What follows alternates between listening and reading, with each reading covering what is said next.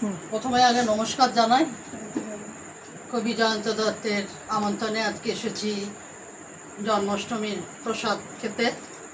আমার সাথে অনেকেই আরও আছে এবং এই আবহাওয়ায় সত্যি একটা কবিতার আবহাওয়া তৈরি করেছে, খুব ভালো লাগছে।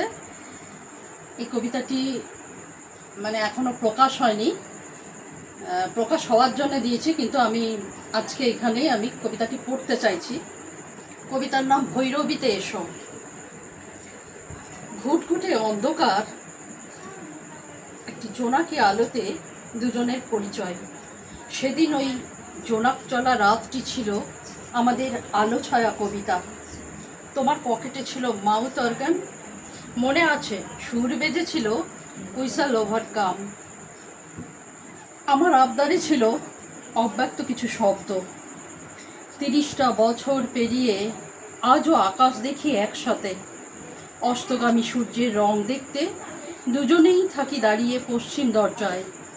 দুজনেই বেসুরো গলায় গায়, আমরা নই একা আজ।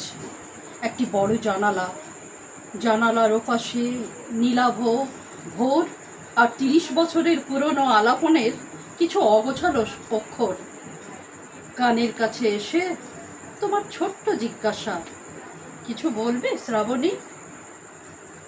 অব্যক্ত দোটানা দড়ি ছিঁড়ে বেরিয়ে এলো, তুমি ভৈরবীতে এসো। নমস্কার।